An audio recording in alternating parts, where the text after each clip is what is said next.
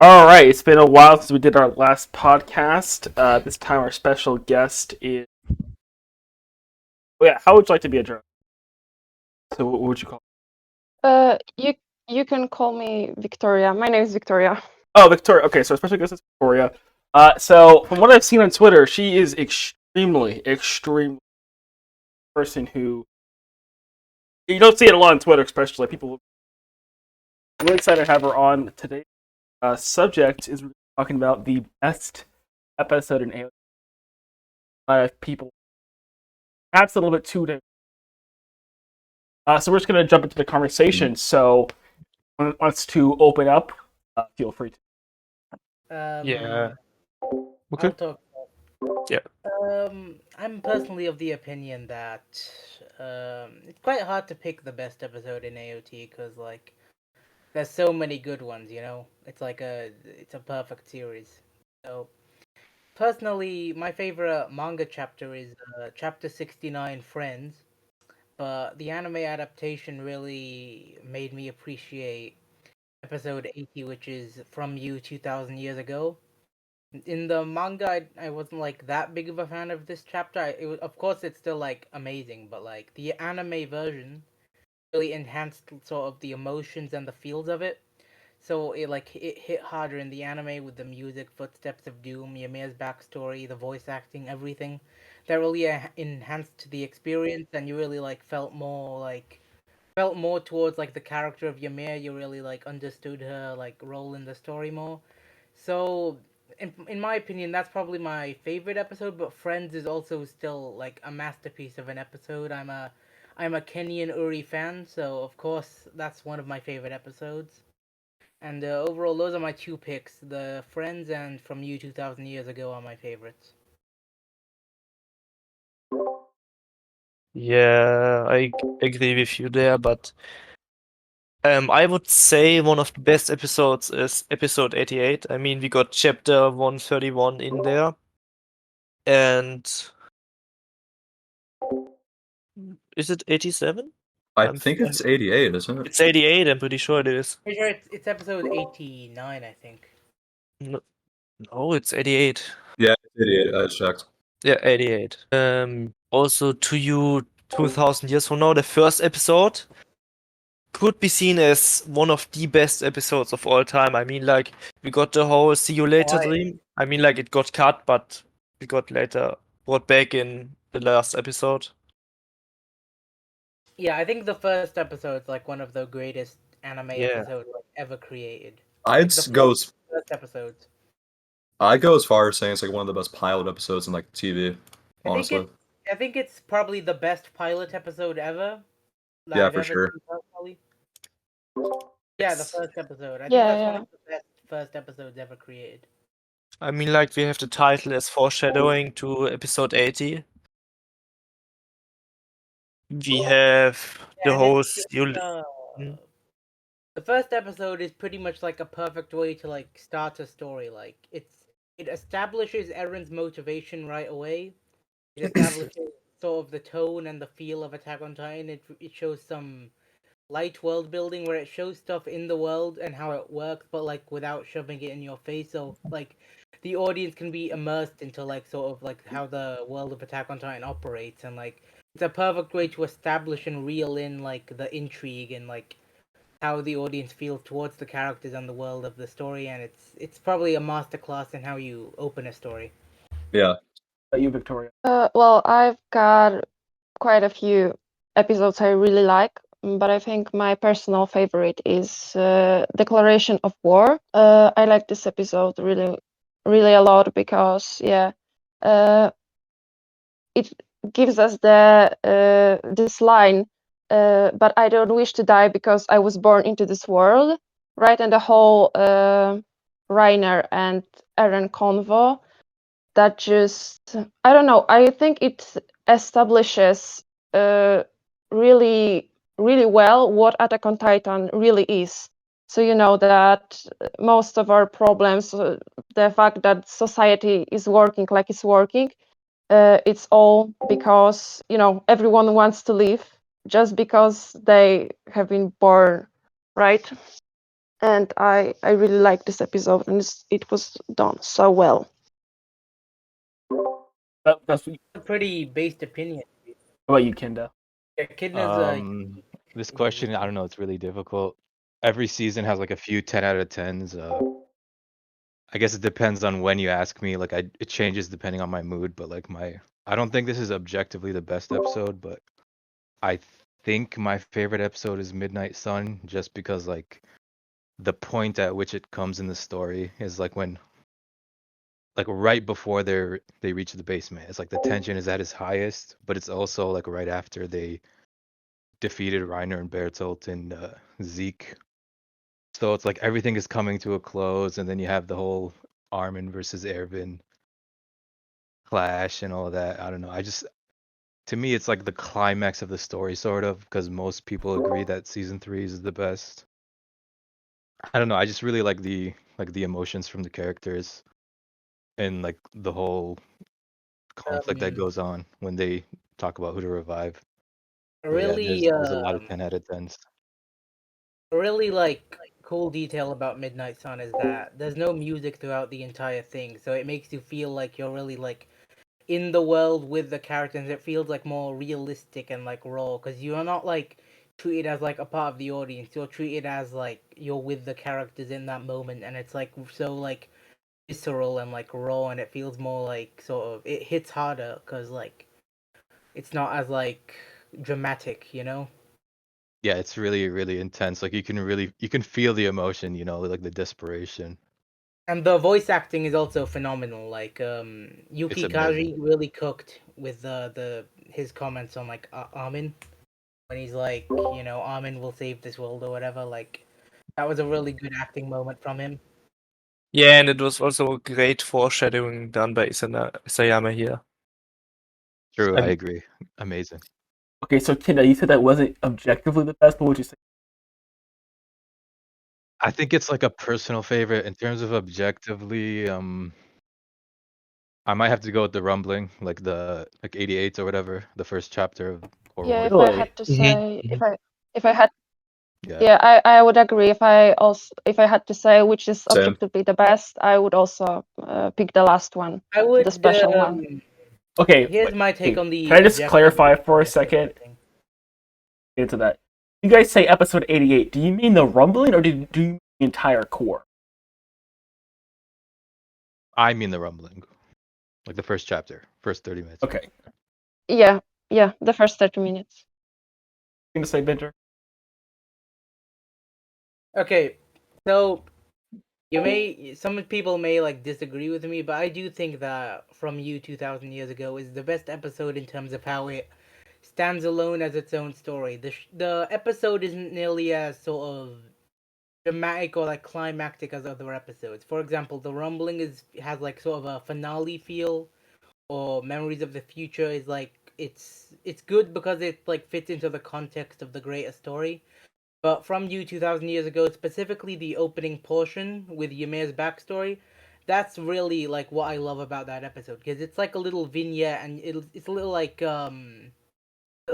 look into how the world was 2000 years ago and how society was and how the Eldians treated others, and like it's sort of like it feels like a historical piece, like some sort of like Vinland Saga episode or something similar to that. It feels like you're in that time frame, you're in that time period, and Ymir is your POV character in that sort of like world, and it's like your tunnel into like how the world has become like it is today. And like that, this episode I really like how it does a good job of how like it establishes what the world used to be and how it is now, and how Ymir is at the center of everything. And I think it really stands alone as its own sort of episode. Like you could make a little short film out of From You 2000 Years Ago. It feels like its own little storyline, but it also works as expertly into the greater storyline of Attack on Titan. It does everything so well. It does the music well, it does the voice acting well, even though Ymir isn't even talking throughout the whole thing. It establishes everything well. It does everything on its own as a good episode. You can watch it without knowing anything about Attack on Titan, but it hits even harder if you're like a fan of the rest of the series. So that's overall why I think from you 2,000 years ago is the greatest Attack on Titan episode. Even though I may like Friends more, depending on my mood. Okay, I would have to disagree.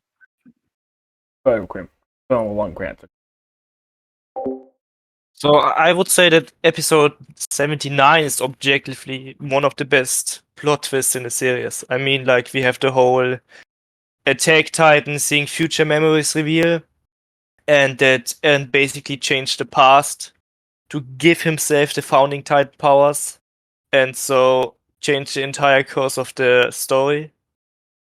And for me, I mean, like, it was one of the best things I've watched in my life. What parts? What? I mean, if Eren didn't have the founding Titan power, I mean, like, he would be dead, you know?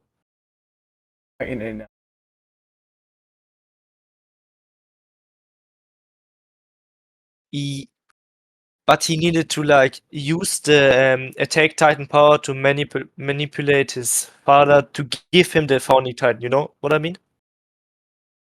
Yeah, I kind of I mean, do. like, this sets up... Yeah, but you know, I don't know if you heard about my thoughts on like, the time loop but I'm of the personal opinion, Attack Titan, of whether or not he time traveled. I think I have a pretty good reason, considering that the future. No. That's not my point. If Eren didn't travel back in time, Grisha wouldn't have killed them, you know? Oh, yeah, I know. I'm saying That's my point. that. Is that your point? It is your point. My point is that Eren traveled back in time to make his father kill the Rice family and get the founding Titan. That's my point. Oh, I know. I'm just saying that Eren would have Attack Titan wordless.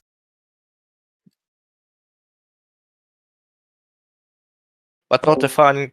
I have something to say. No, That's a whole other discussion. I would say, like, for me personally, that's why. I don't really see it as a lot of people see it like, oh, this is when the story changed direction. I just don't personally. I see. Okay. Beluga, so you know how you said that you think that Eren would have gotten the founder regardless. Well, I actually agree with you, and it's because of like one reason. It's when Grisha thinks about Kala and Mikasa and like Eren, and like after his breakdown, he's like, will Kala be safe or whatever? And that sort of gives me the feeling that he would have given it to Eren regardless because he wants to like help humanity. He wants to help people. He's a doctor, and saving lives is primarily what a doctor is supposed to do. And I think he feels like it's his obligation to help save humanity, and he wants to make it so people like Kala who don't like suffer again, like at the hands of the Malians. And I think that does sort of make it so it's clear that Grisha was acting on emotion in his breakdown, and he's definitely like more desperate to like make it so that this world doesn't like become worse. So yeah, I definitely do think he would have given Eren the founder regardless. Yeah, because he says Grisha. If we're to believe that the future member course of action, then we also have to believe that he has the Attack Titan. But so, and of course we have 131 where Eren's based on the member MC, but he doesn't. So honestly, if you really, really think about it, if you go back throughout the entirety of Attack on Titan, memories he receives from the don't actually change events or any action. So, well, no, that I think like that's the point, that it doesn't change anything. But I personally think that Eren wouldn't get the Attack Titan if he didn't manipulate his father, because first of all, if Grisha hasn't killed those people, they would kill him most probably. That's how it would end up. But And like he wouldn't be able to give him even, he wouldn't be able to leave. So like he needed like motivation to kill them in the first place. And I think he gave him later on the Attack Titan just because Carla died. And also, why would Isayama write this chapter if it's completely irrelevant to the story? I mean, Oh, it's definitely not irrelevant to the Yeah, story. that is one thing. Definitely not. It will. but It's you said it important. doesn't change anything, so That's true. It doesn't. It's irrelevant thematically. I mean, it doesn't change anything. Yeah, it doesn't change anything because that's the point of the chapter. That because it happened, like in the future, in the past. yeah, I know. That's how the story is. Yeah. Yeah, but Beluga says that it's completely irrelevant, and I disagree here. No, I didn't say it was irrelevant. Yeah. Also disagree that it's irrelevant. It's actually very relevant. It's relevant in the sense that it's mechanically of a character. Well, number one, he's the only character who It can helps. see the deterministic future of the one character, and by seeing the future, it gives him the illusion as though he's trapped by fate. It's a deterministic future. Once he sees a future, he knows what is inevitably going to happen, and he can. Another example, Sasha. He sees Sasha dying. He tries to change it, but he ends up. Well, that result was inevitable, and he saw that future change it. So it just goes more to that theme of. I didn't say it was irrelevant. It's just relevant. Not that it's. Yeah, it doesn't change anything in the story, but if it didn't happen, the story would be completely different. That's the point. So it's still very important. Oh yeah, I agree.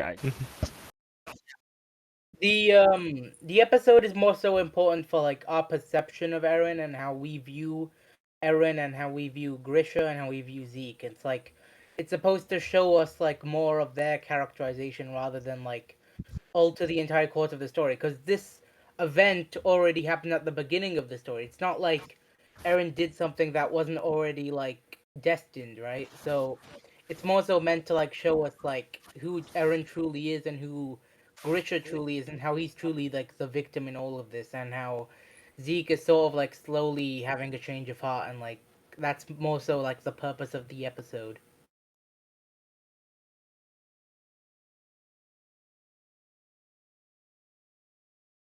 Of all the episodes, I would say, and I've thought about this for a while, without a doubt, it is definitely.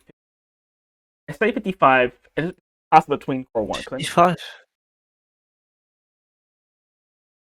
a lot of people like to say it's Mhm.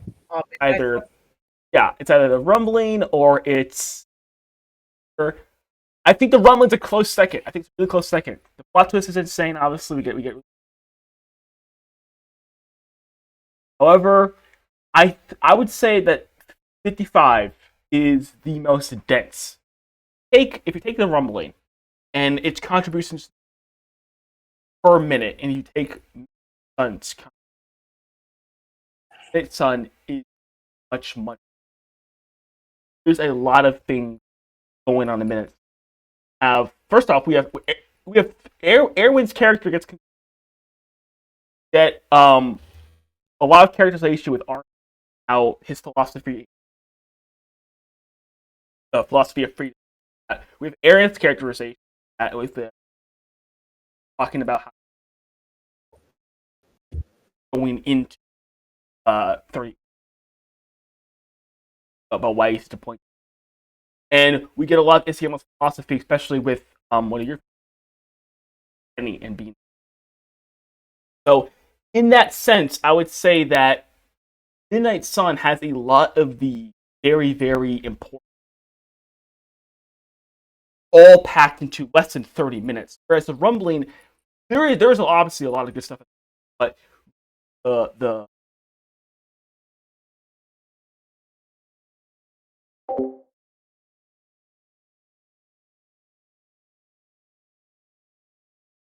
But like we don't really have a big moment in this episode. I mean, like the only thing we have is like Armin taking the Colossal instead of Erwin, and I don't think that like clears 131 in this. It's like Memories of the Future, where like the episode is more so thematically and sort of philosophically dense rather than like having a big story impact. Like in terms of impact on the story, it's between. It's hard to say. It's probably like either episode 1 or Declaration of War in terms of how it affects like the greater context and the greater world of Attack on Titan. But like in terms of thematic relevance, it's like the episodes like the quieter episodes that are more like focused on the small moments How like is Armin not friends and getting? Midnight- How is Armin not getting the What? Armin getting big effect on? Armin gets the. I actually think Armin is overrated. He did a lot, but Beluga like, Angry Requiem. yeah, like he he got the Colossal Titan, and we all know that Erwin would have been the better choice. No. See Or is it- that right there. Okay, why Oh. Armin was a better Oh, choice? oh. The fact that why Oh. Armin was a better Armin. Triggered Beluga. Why Armin is a better choice and how that's explained is extremely brilliant. And this is probably I think one thing. Armin is absolutely far and away objective spread of doubt. And the way it's explained, lesson and a foreshadowing for 139. Return Shiganshi is just a platform. The way that it's done is so brilliant, so dense, and that right there is, in my opinion, clear. If we're talking about Aaron's character as a whole, if you take all of Aaron's character, obviously clear. But if we're talking episode, I think Not Zeke. if you take episode by episode, Midnight Sun has the most. But Aaron, you can see Aaron stretched out across a bunch of all these. That's what I've been Chapter doing. 1, Chapter 2, Chapter 72. I've been Fine, all of that.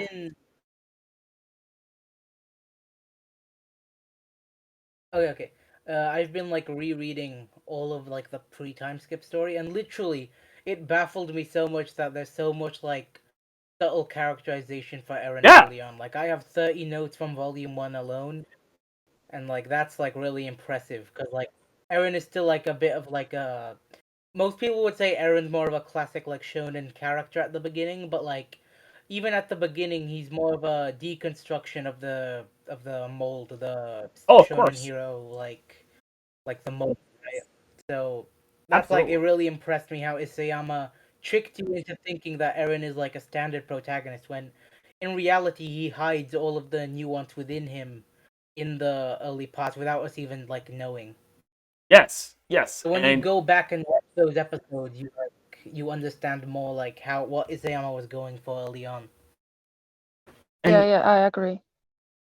and there's no moment where that's all compiled into one episode.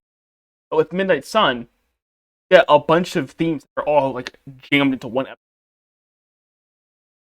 If you were I'll put this way. All of Aaron's moments and end it at 130, pilot all in. Obviously, that would be the best episode, but unfortunately, but all spread out.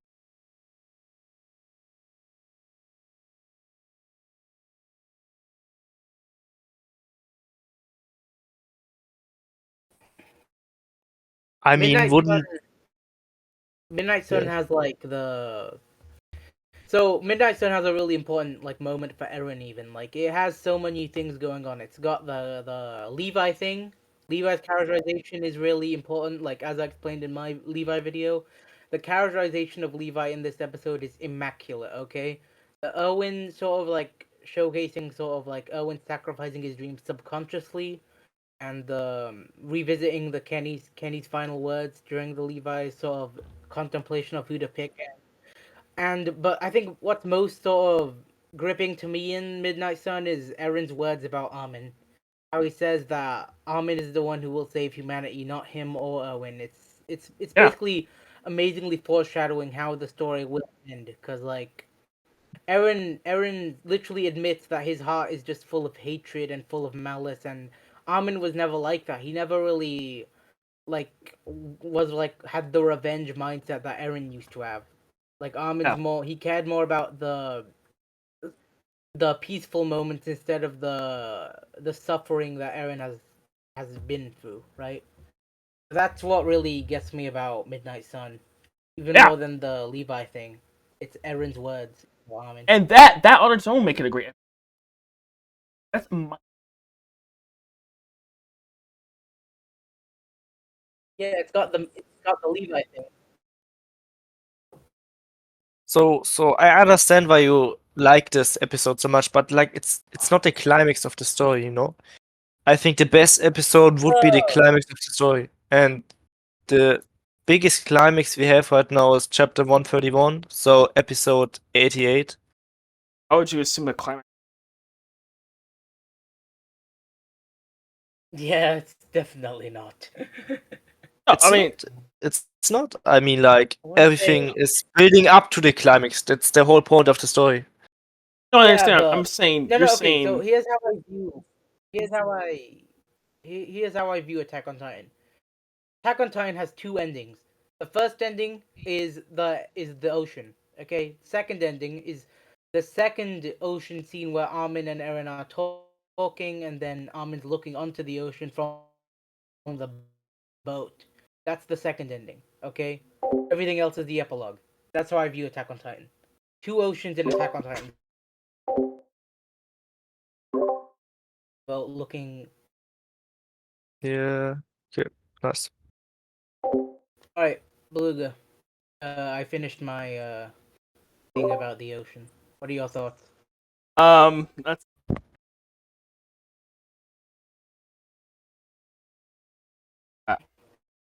I just heard about this now. It's an interesting. It's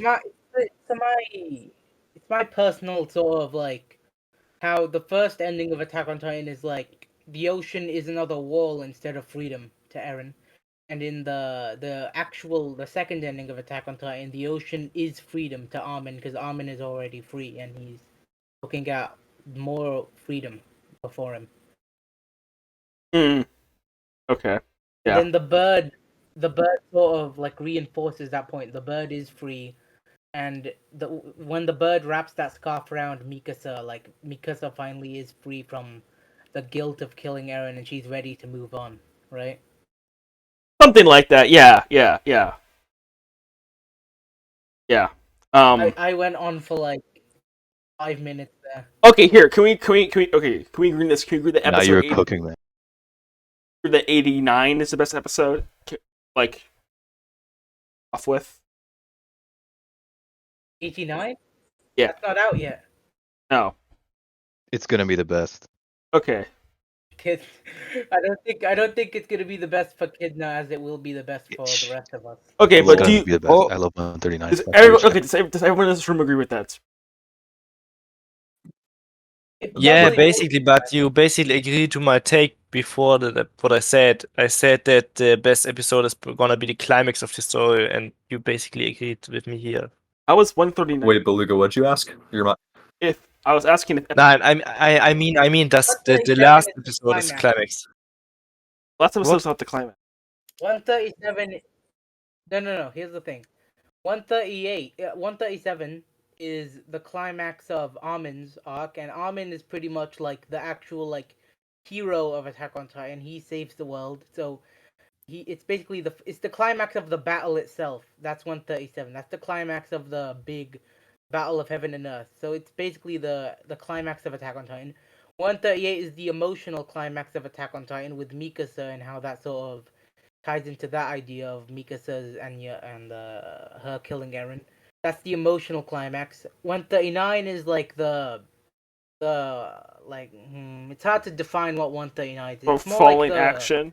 lowering the intensity. Yeah, it's the falling action. Yeah, That's exactly. the word I was looking for. It's like it's sort of it, 137 is where the action ends. 138 is where you get all in the fields. 139 is where they just wrap up the story nice and neatly in a little bow. So I would personally say 137 is the climax of the overall, like, the action part of Attack on Titan.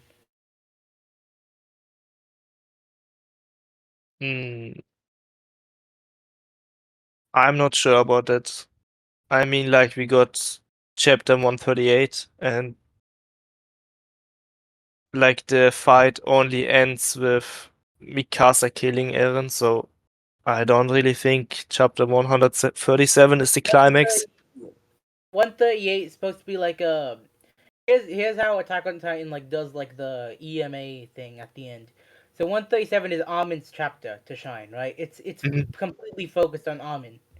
He's Okay. the one who brings Zeke back from the abyss of despair. He awakens the past shifters. He saves the world. Armin in that chapter. It's Armin's Mhm. chapter. 138 is Mikasa's chapter because it shows her sort of inner monologue and how she's sort of like debating on whether or not to kill Eren, and in the end, she decides to go through with it, and it's the emotional climax of Mikasa.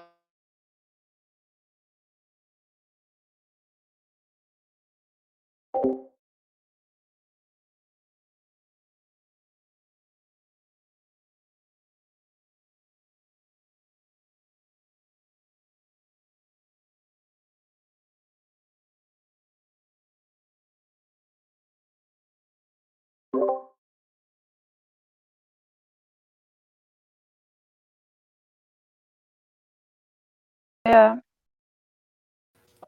Smart. I'm personally of the opinion that like Victorious. the final arc isn't like that. Like, to be honest, I kind of wish they didn't like split up the last chapters, cause like if you split up, if you wait, I mean oh man, I got all my words wrong. I wish they didn't like put them together into like a movie. Yeah, But same. I would have think You wish it's they better did? that. Why? No. 2 episodes. Oh, isn't that what they're doing? I mean, Yeah, like, we got one big episode, and there are like 2 episodes in one episode, and I don't really like that. Oh, I see what you mean. Okay, I thought you meant like the both specials together. No. Because that was actually the plan originally, but yeah, it would have been like a movie or something. yeah, I Yeah. kind of wish it was that way, but it is what it is. No, imagine if it was a movie, but it came out in Japan first, and then you had to wait like a whole Oh, year. yeah, come never out in mind. the West. Yo. That would be I mean, But dude, we could have gone a 2 hour and 30-minute movie. Like, Kidna would have Imagine it's a movie, and then we could have gotten school cast ending, actually. Kidna wouldn't be very happy if he had to wait 1 year to see AOE.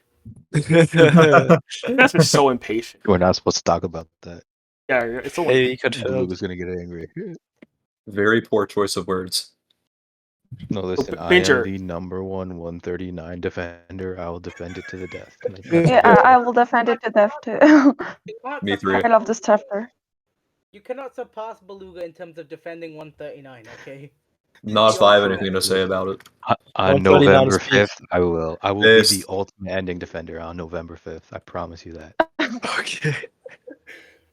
All right. Remember, if Whatever you AOE say, doesn't man. happen, you have to do the "I don't want that" speech and voice message.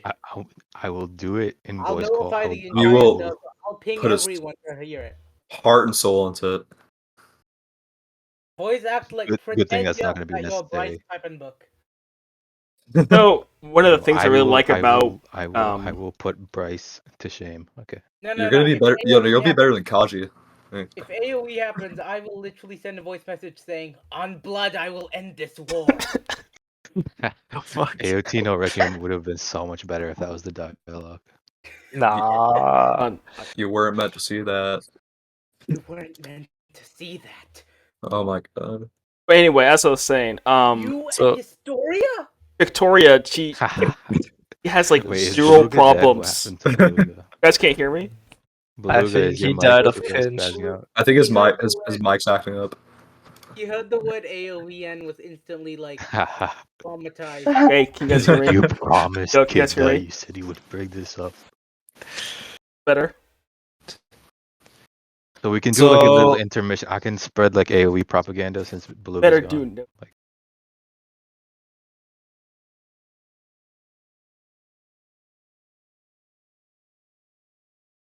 Like, he heard me say AoE propaganda. He's like, "No, I can't let this happen." No, oh, there he goes. Get back on. You guys hear me? His mic's acting up. You guys hear me? yes. Yeah. Yes. No Loud and AoE clear. talk, Kinda. Anyway, Okay. No, I wanted to say something about one of the things I really like about Ymir is that Victoria is that she has zero problems with the ending ever. Even stuff like the mass murderer line, which I can barely find anyone who does not that line. I Victoria, think it's a horrible line. yeah. So that's why I brought this up. So me and Victoria are gonna basically gang up on you and explain. No. I think on paper it's a fine line, but the way it's written, No. that's the issue. There's no Same. problem with how. It's There's no like- problem with No, how it's written. It's like- Like, Yeah, I I don't don't- see a problem there. Victoria, Cook, go ahead. Yeah, I don't agree. I think it's written pretty well. Yeah. Yes, Okay. exactly. Well, 100%. I like this line a lot because Army's character was always about, like hope, forgiveness, always doing the best you can, right? And AOT here basically presents you with the fact that the best way you can live your life is by living in truth. So he sees the situation as it is right now, right? So he's like, the rambling already happened, like all of those people are dead, and there's basically nothing else he can do to like change it, right? And he is benefiting from that. Like, we can be happy about it, we can be sad about it, like it doesn't matter. Like, he still is benefiting from what happened, right? And basically the most major thing he could do at this point was to like admit that thank you, like this is something you've done for us, like this is benefiting me, I will take this and I'll turn it into the best thing I can do right now with it, right? So I will not waste my chance, right? Because he isn't agreeing with the rambling. Like, if he could like go back into the past, he still wouldn't want that, right? But it's like it already happened. So like, what else was he supposed to do? Like, Thank he you. couldn't yell. He's Yeah, compromised. it's basically He's, like, yeah. He's Victoria- like, thank you. Bad situation. Yeah, it's There's like, no thank power you over for. this. Yeah, like it was mature of him, right? Like, Yeah, I do agree. I think what the anime needs to do is it needs to like separate him saying thank you and separate like him saying you became a mass murderer. So like people won't think he's thanking him for being a mass murderer. He's thanking him for giving him like the opportunity to create a better world. Yeah. Yeah. yeah, People get the wrong idea. That's like a misinterpretation thing. I get what yeah. the context behind the line. to be honest with Dude, you, I that's always actually- like saw because this line as a little bit of, I don't know, irony or something like that. Like, he isn't actually thanking him for becoming a mass murderer. Like, it's an irony for me. Like, like, thank you for becoming a mass murderer for us. Like, it's he's not actually thanking him for that. And right away think, he like- says, like, I won't let go to waste for this terrible mistake. I think this line Plenty. is supposed to be like Armin comforting. I think it's supposed to be him comforting Eren in like his final moments, right? Yeah, exactly. It's like the best way he can, like, comfort, like, really. Like Eren is like broken at this point. He's like, I don't want that. I don't want to die and everything. So like Armin's like trying to make Eren feel better, even though he knows that what he's done is wrong. Yeah, and he's still like honest with him, like he really was a mass murderer, and like what he did was really a terrible mistake. He's not sugarcoating what Eren has done. He's still acknowledging that like Eren did a bad thing, but he's gonna make the best like situation out of it. Yeah. Yeah, I think when we see it in HD on November 5th, they really need to like change the line but keep the same sentiment. You know, like I understand the sentiment, like what he's trying to go for, but like Oh. it was kind of confusing. No, it wasn't confusing at all. Well, Yeah, I don't I just agree. want- I like this. I like this panel a lot. I like this line a lot. So I really hope, like, actually, I would hope they change nothing, but we already know they are changing some things. We'll see. We'll see how they do it. Like, I'm open to it, but I really like this line. I really wouldn't want it to change. Yeah, I hope that line I like it as it is. exactly as it. Yeah, It's same. not Yeah, well, Isayama's it's 'cause responsibility here's the to appeal to imbeciles. Okay, it's not just because people doesn't mean he has to change. That's the problem that Isayama's had. Isayama changes his so story too true, much. Beluga. People cannot read and thus they misinterpret the story. No, Isayama should write the best So true. possible story he Yeah. can. In fact, man says this as subtly as he can. It's up for the readers. Like the whole story of pregnancy. You can blame Isayama, or you just can blame, or you can blame the fans for that. I choose to blame the fans. I see it as my gave us all the stuff he needs. Yeah, like And- people will. Go ahead, Yeah. go ahead. People will always misinterpret stuff, right? Like even Every with this story. new addition, with this line, what was it like? I I'm a was a slave to slave to freedom. freedom. Yeah, Yeah, yeah. I am a slave to freedom. Like I already saw some takes, like people not understanding what it means, even though like it should be obvious in the story, even without this line, right? 100%. I mean, I was kind of upset when I saw it because it's like, okay, on the one hand, it's going to be clear to the audience, but on the other hand, it's just unfortunate that he had to go. It's perfectly fine beforehand. Oh, Oh, no. Hello. hello. Your mic's you're cutting out. Damn. Leave and join again. I was just Is your Wi-Fi good? I'm in like a basement. Yeah, maybe it's something with internet because I don't know if you can hear us. I can hear you guys. Yeah. Yeah, we hear you. Yeah. And it's fortunate that Isayama had this obvious things. There is some problem with 139. You're Not in one of them. Binge's bodacious space. Yeah. So of all the things that he could choose, I think it's just unfortunate. Okay, Beluga. Leave and then join again. Alright.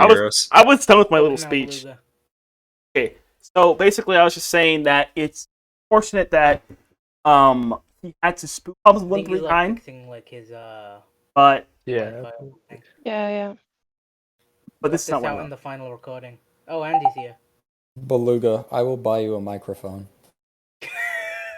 them. Microphone seat. Like when I meet you, I'll come to your Internet. house with a microphone. Damn. That's all.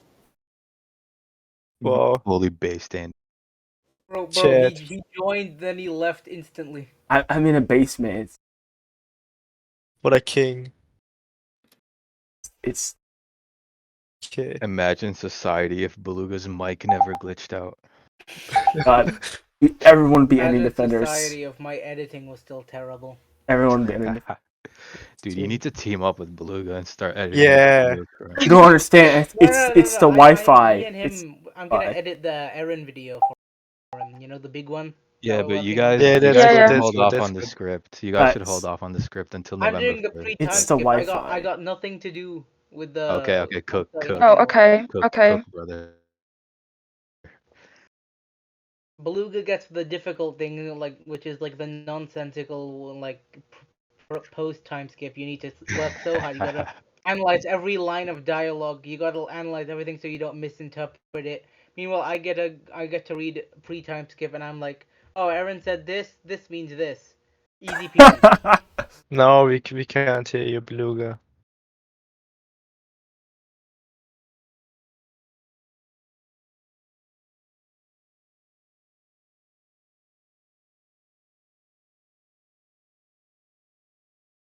Is this better?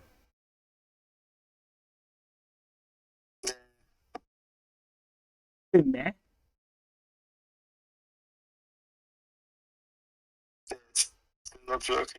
Not working?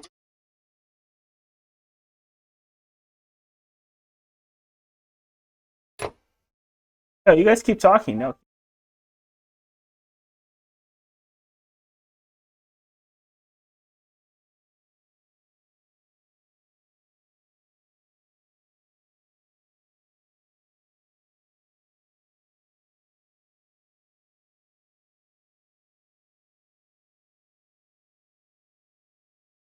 No. Definitely not. Is it better? It's not even the microphone.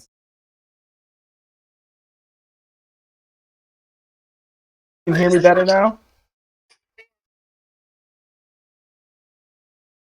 Loud and clear.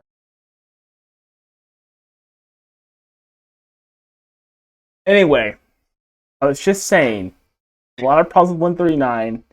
Aaron saying it's a slave to freedom was not one of them.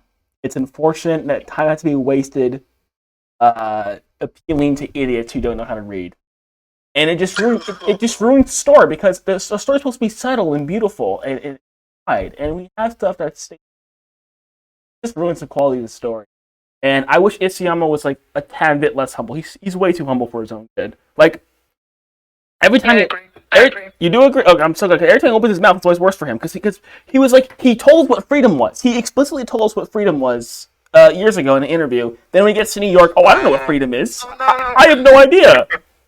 He says, "Oh, I don't have any message with Attack on Titan. There's no message to Attack on Titan. Oh, there's honestly a message to Attack on Titan. He just didn't want to. He just didn't want to tell people because he didn't want the interpretations to be like." And so it's Yeah, I do agree. It's affected by like the fans and how they interpret it. That he like reads like fan reviews and everything. yeah. Yeah, I wish we would just. yeah, and I agree. Like, I'm not mad at.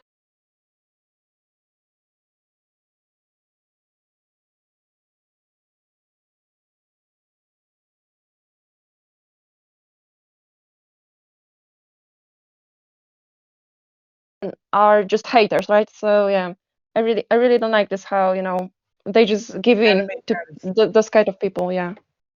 Anime fans these days will look you straight in the eyes with a straight face and say Demon Slayer is better than AOT. Yeah. Damn, Demon Slayer, bros. Those people. Different. Tanjiro is better than Eren. Tanjiro is so mid, bro.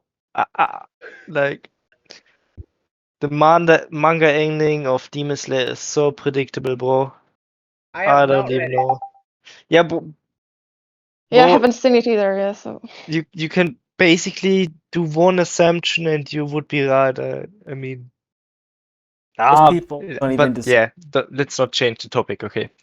Yeah, it's best AOT episode. Now we're talking about 139, Armin, and everything.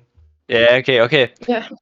Let's get back to best Okay, yeah, AOT episode. I also got Varios. What episode is this? 24? The Rainer Berthold reveal. Warriors? Oh, yeah. That's, Yeah. That's in my Yeah. top 5. Warriors. But in my it's not top the 10. best episode. It's one of the best, I think. Yeah, It's I really Yeah, I good. agree. I really like this episode a lot too. I think what AOT does really well is plot twist, and that's pretty much what it does better than like almost every other Yeah. piece of fiction I've consumed. It's like Yeah. how it's built tension. It builds tension. It lets you settle in with the characters. It pulls you into a false sense of security.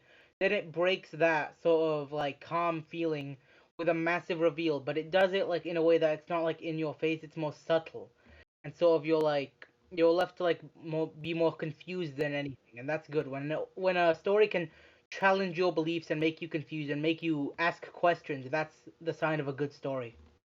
Yeah, and the foreshadowing is like great too, right? I think Yeah. it's the best foreshadowing I have ever seen in a story, actually. Yeah, me too. AOT has pretty much like the best foreshadowing, only rivaled by like Full Metal Alchemist. But like AOT is amazing in terms of foreshadowing. Oh, don't forget I mean, One Piece. One Piece has also good foreshadowing.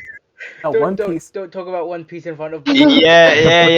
I know. But I think his mic is down again.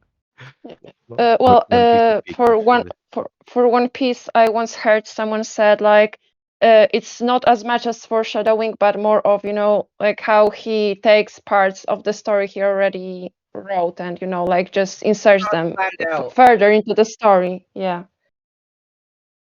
The world building basically is very good in One Piece. Yeah, that's really Yeah, the good. world building is One Piece's strong suit, I think. Oh, There is nothing that One Piece does better than Yeah, AOT. so Absolutely what do nothing. you guys think like a good episode of anime? Like, what are the criteria for what good music, good like something that changes the entire of the story, I think. Or like just makes the think about something, basically. I'd say whatever's most relevant to the core message of the Okay, story. so in my opinion, a good episode, criteria for a good episode is how it's like paced and how it's like builds up to like. It sort of like flows as a on its own as a narrative, okay? Because in Attack on Titan, everything is connected, okay? Every single plot point has to do with another plot point, so that can make it like strange to like sort of piece everything together. It's a perfectly constructed puzzle, okay? There's rarely any plot holes in Attack on Titan. There's like one or two, but none of them are like big. There's Okay. zero plot holes. So what a good episode of anime has to do is it has to sort of make it so the episode is like perfectly sort of constructed so that like it can be enjoyed by all audiences and it can be enjoyed like in a way so that it's like not like hard to like really articulate what this means. Of like hard to enjoy, like it's easier to like I can't explain what I mean by this. It's hard to articulate. Anyone else have anything to say? Becca, what about you? Sorry, I was drinking water. What's up? I have no drinks next to me right now. You said what makes a good episode? I haven't watched a ton of anime, so I don't know if I can really comment on that. But I should check that out. It's on my list. It's like probably the. It's like your top one. That was your It's not the second. top one. It's top two at least, I think. Maybe Vinland as well. Yeah, it's definitely on my list. Yeah, I think Full Metal does like a lot of like stuff better than AOT, but overall AOT is like more of a enjoyable experience. See about that. But like, what were you saying before? Who, me? No, I was me or Beluga. Who? I think Beluga's just like. What? No. No, he's here. He just said what? Do you guys have me muted? Because Yo, Beluga, you got anything to say? Yeah, I do. Yeah. So okay. So in my opinion, the best a good episode is an episode that is important to the core themes of the story. So Okay, so let me explain why I think Friends is one of the best episodes. Attack on Titan. Because, okay, so Friends is sort of the epilogue to the Uprising arc, okay? Yeah. So this means that, like, it's sort of the folding action, and it sort of allows you to sort of feel sort of the aftermath of what happened with the Rhodes Titan. And what this episode Friends does is it's sort of encapsulates the entire theme of Attack on Titan in 20 minutes, yep. but it does it subtly, so it's not completely obvious to you, right? The story of Kenny and Uri is basically a similar story to that Armin and Eren, right? That is what happens with those characters. It doesn't really show you exactly what happened. Subtly hints at what's the true nature of Eren's character, but it doesn't directly tell you, and it doesn't tell you the themes of the story, but it tells you in a more subtle way. And I think that's why I really like Friends, because it's a character study of Kenny Ackerman and Levi Ackerman at the same time. Character study, story, communicate with the story. And in my opinion, I think the best way to tell a story is to be subtle about it and don't directly tell the audience what you're trying to say. So I think Friends really does that well in how it communicates themes, but without telling you. And it gives you like an emotional hook to like pay attention to what's happening. But you don't immediately get all the answers about what the story is about until you rewatch it after the story is done, and then you realize that this episode was much more important than you first realized. I would definitely agree. Friends is like top 3, top 5 episode in AOT for sure. I mean, it got republished with 139. Anyone got anything to say? That's the other thing people don't remember is that chapter got republished with one. Obviously, very.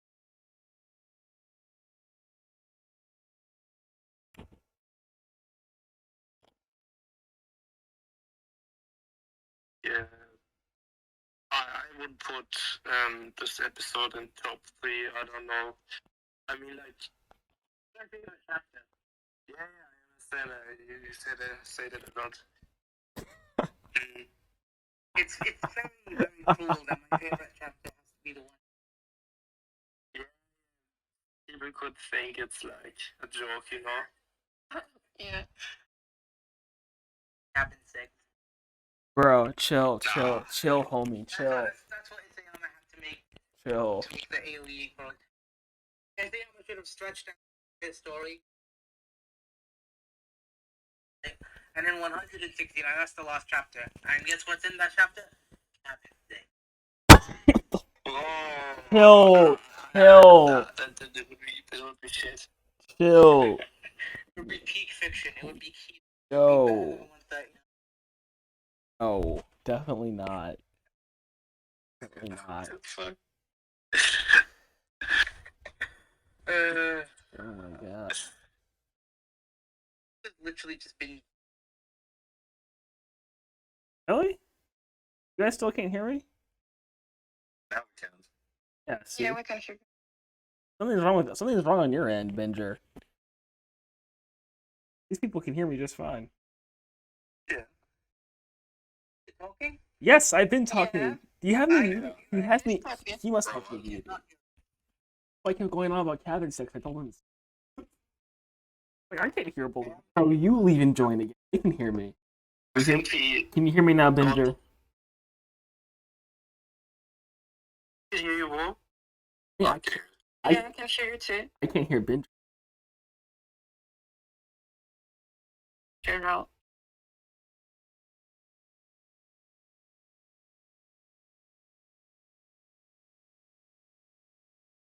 Maybe it's your internet.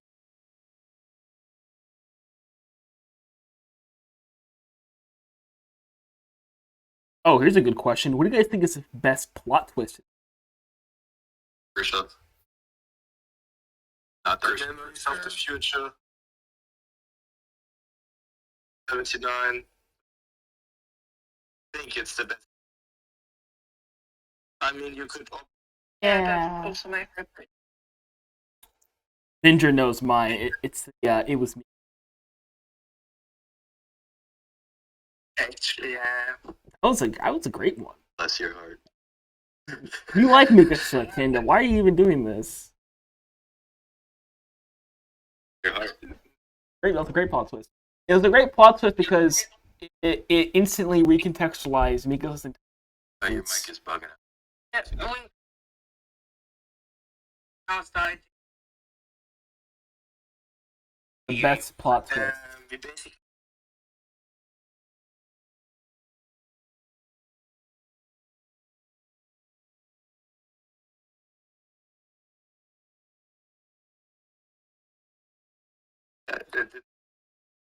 The line plot twist about Mikasa. Yep. That's what Beluga said.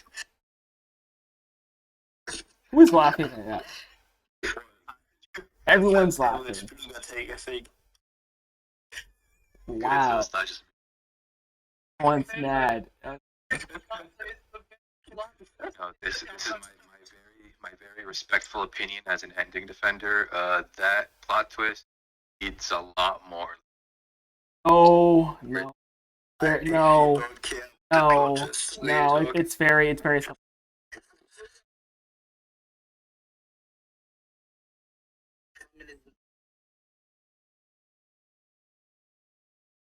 I don't think it's the I best actually think plot Armin's a twist. little bit hungry. We'll say Nika. She is. She is. She is. No, she is. Absolutely. She 100% is. Dude, Mikasa is far and away the best female character in Oh, the you want team. to take with that? Mikasa is like orders of magnitude. No. Think it's the best plot twist, but it's definitely one of my favorite. The end of season 1, when you learn that the Titans are inside the walls, it personally made me feel that Yeah, nothing it's was good safe. too. Nothing at all. Like the one thing that was protecting humanity isn't even like safe at all. Yeah, that one was really good.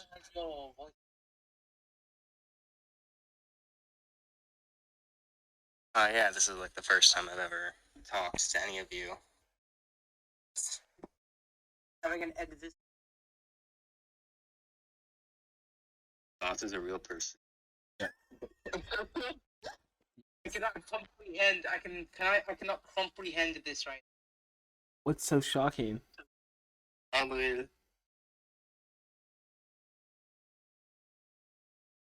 Okay, you got something that's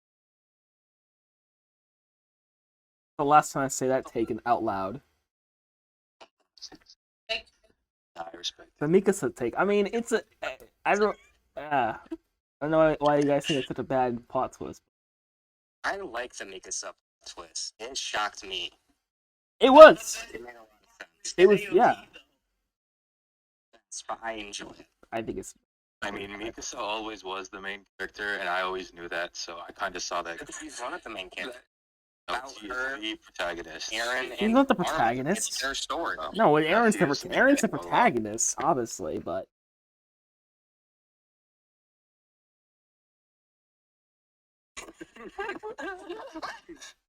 Oh god. That's an unrelated thing. Thing about Attack on Titan is it's such a good show with such good characters. There's like a solid 10 characters, but they could be a character in Yeah, true. that's true. But Aaron would be the best one, opinion. well, yeah. Yeah, Aaron is the I best. like Zeke more, but What? I like Zeke a lot too, but You like Zeke? my Holy based. I love Zeke. Zeke is my man. Yeah, I think it's big, but eventually yes, actually. Aaron is- Oh, okay. make like a 40. Zeke is such a Yeah. good character now. He's like, I don't like him as a character. Like top 3 best well written. Yeah, okay. yeah, I agree. He's probably like my fourth favorite. Take. Has always been number. No, Up here. I was like,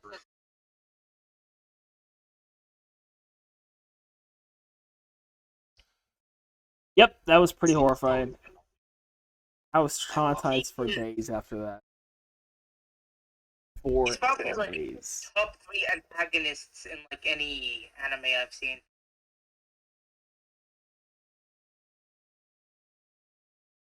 I say I'm gonna build him up like really. He learned against nihilism, and his conclusion is just so Absurdist. beautiful. It's great. Yeah, It's I love it. Yeah. Yeah. Simply, I don't know how else to put it. Yeah, It's ridiculous. I say I'm a cook.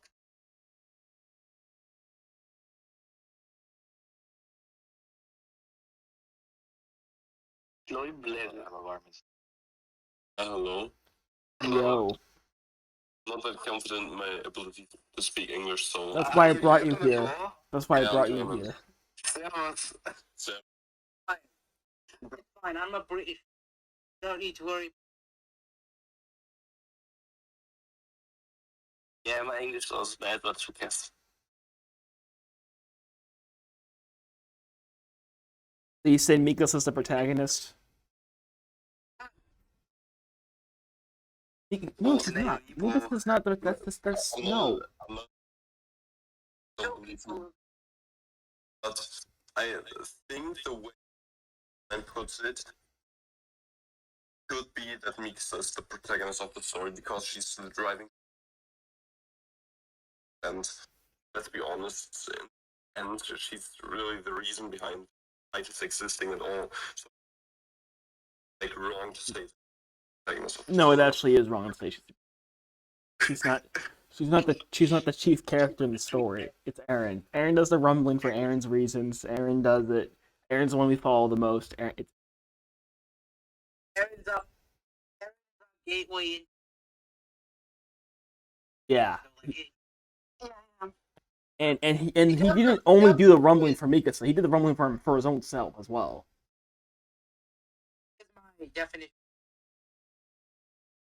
In my opinion, Eren is the true. Amin is the hero. Mikasa's And the hero? Mikasa- Mikasa's No, who? no, she killed Eren, but like Amin is the one. Who is Mikasa? Who is she? But like, Who is she? Because we couldn't hear you. It's the emotional core. He's the character. Isayama left off the story. He has the most reconcile. Part of Attack on Titan.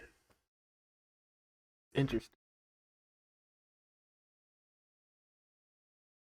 No, it's a story about Mikasa, seen through Eren's perspective and narrated by our. That's just a corny ending defender talking point. That's basically. don't know. I read that somewhere. I know. Peach. It's corny ending Beluga defenders. got me right away. It's just everything about the ending defender movement that's bad. It's corny. It doesn't make any sense. It's just like very sentimental for no reason. It's like just. I guess we're the first Not me, generation. but I- No, not you, but like the whole like ending defender like spirit and our whole movement. It's like that. Holy cow!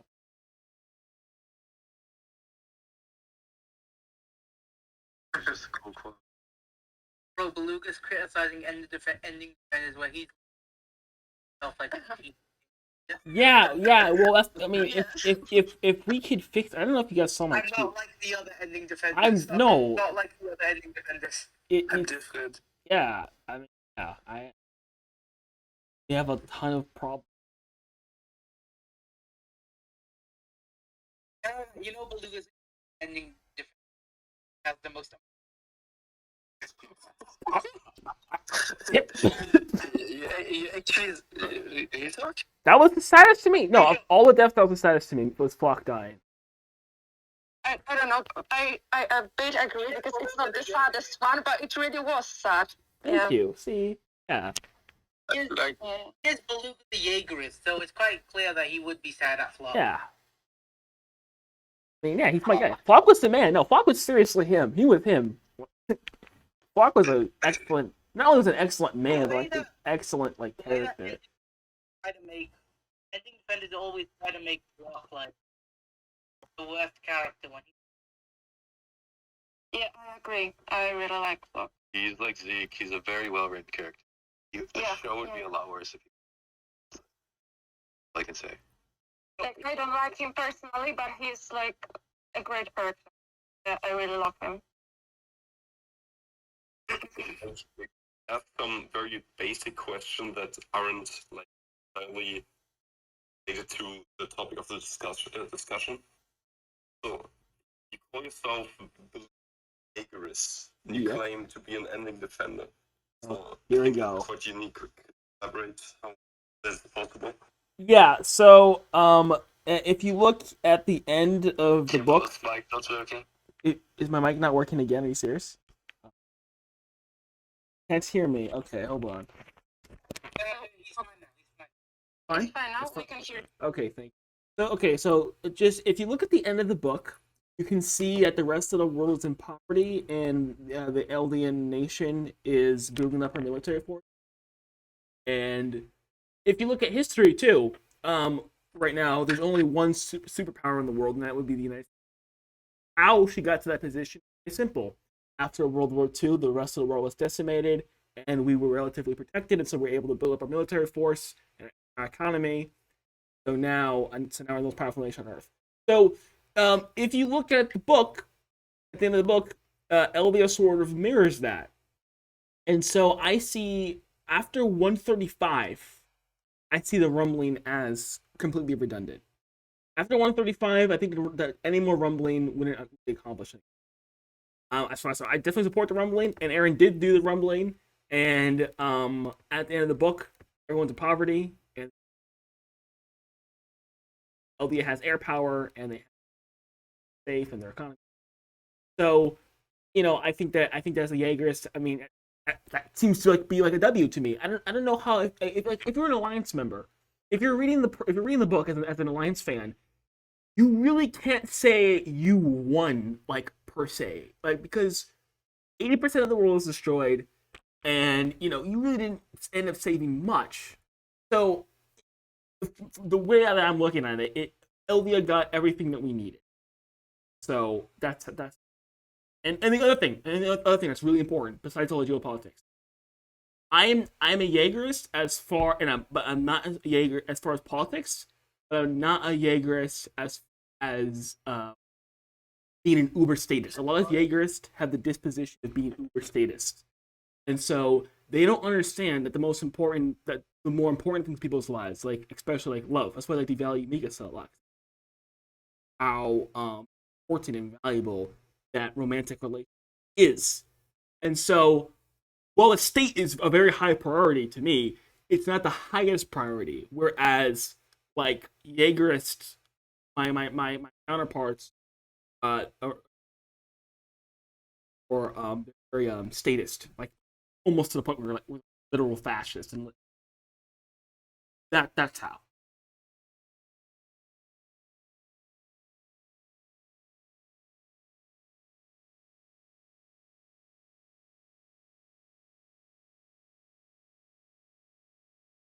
Yeah. I mean, if it's between the world and Eldia, it's Eldia every single time. So that's in that way I'm a Jaeger. And in my opinion, the Rumbling was the only way to guarantee safety, safest option. But I'm not one of these lunatics who thinks that you need to kill every single person. Like, that's insane. Like, you need to kill every single person in the world like, no, that's ridiculous. That's completely ridiculous. So, and I'm also not one of those people who thinks that peace is going to last forever. Obviously, it's going to be war. Obviously, it's going to be conflict. That's obvious. Nothing we can do to prevent. So I'm not one of these people who's like trying to like make. So So you also think that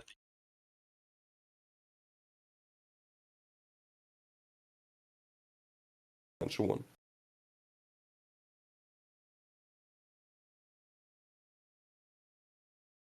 Yeah.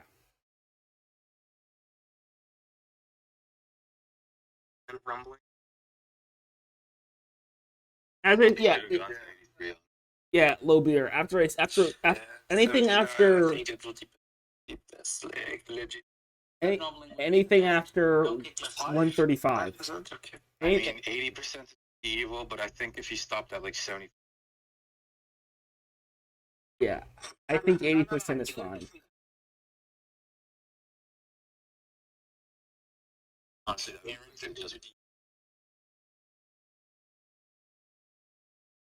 think that it's any better, something like that, but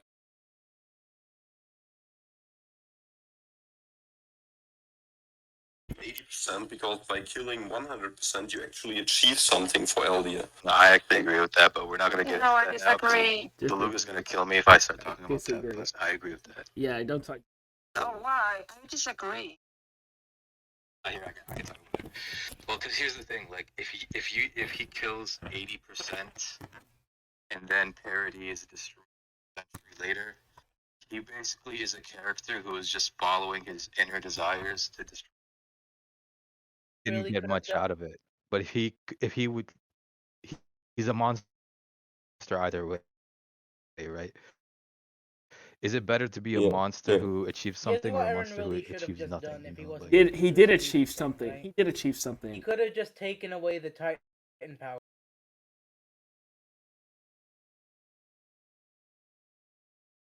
Anything like, isn't it portrayed in Attack on Titan that the Titan powers are basically basically just weapons for the Eldians and not really the driving force behind the conflict between Eldia and the whole world. No, It's the like world is more of scared of this racial conflict.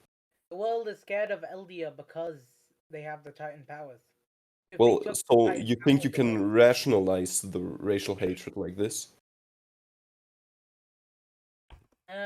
I mean, humanity will always like fight. That's an undeniable truth. But it would sort of make it so it's easier to sort of negotiate with the outside world, like how Almond did. Like immediately even when the Titan powers were destroyed at the end, there was still hatred. There was still the Malians were still going after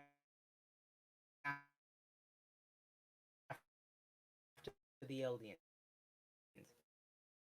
But then, without the threat of status quo, by sort of like explain the situation more, right? Because then you don't have that threat on like looming. Yeah, I get your Well, point, but they were using that, those Titan powers as a, like a manipulation form for the people and for the general public. But like actually, like the government and all those higher status people, they were after the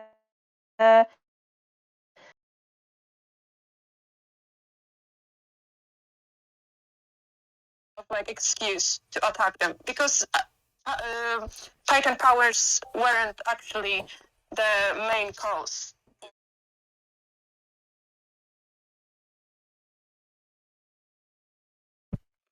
think the presence of Onyankopon, there's this scene when Onyankopon is asked why he's black, and he tells them that, just like he's black, it's just an individual, trait of the Eldian. Like, they created it just.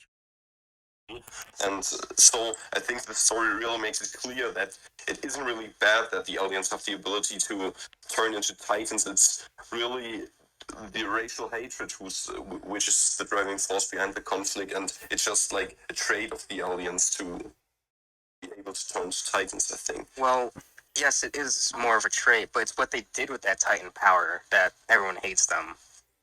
Yeah, I mean, but you could also argue that Mali's doing the same. No, Yeah, but but people do hate Marley for what they did. Are doing.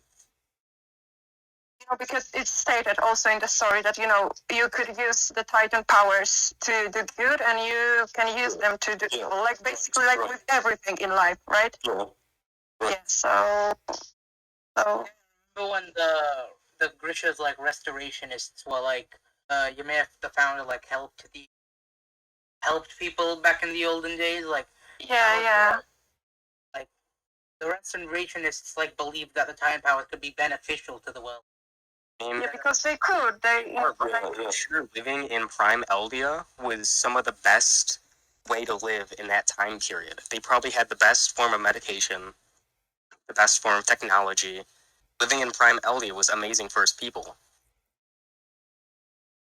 But on the other side of that, it was terrible for everyone else. I mean, in the end, like, the Eldians were having a war between themselves. Who got the Titans, they were battling then. So I get the point that there's always going to be war, and I think no one can really argue with that. But I also think that it's a huge difference whether you're facing the entire world who's so evil that they want to genocide your whole island and your whole race, and just having conflict and war inside of Eldia is like a huge difference. So I don't really like What do you mean? to defend the ending like that. What do you think of this? Yeah, so I hear my. What did you mean by that, though? he's one of quite.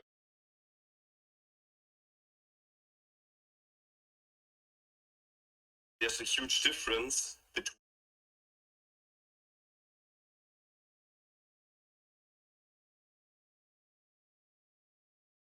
and just basic war and then, which is horrible, but can't be compared to the scale which we have in Attack on Titan, I think. I agree. It definitely matters what Eren does. It doesn't just because there will be conflict, it doesn't mean that in the state of the moment that no matter what Eren does, it doesn't matter at all. Like, if Eren did 100% rumbling, that would have major consequences. And Eren not doing 100% rumbling has major consequences. It changes history drastically. You can't say it doesn't matter just because people will fight eventually. Yeah. And say it didn't Yeah, I matter. mean, it matters, but like, would be one better than the other? Well, if we're talking about should Eren could have gotten he to the lengths of killing 100% of humanity or killing 80%, and with this argument, people state that it wouldn't matter because people will always fight. Even if he kills 100%, there will be civil war, and there are also a lot of ending. Is that my boy Beluga the Jaegerist? He bros and all that shit. You know, would occur at different times. It would be just a matter of time. Again.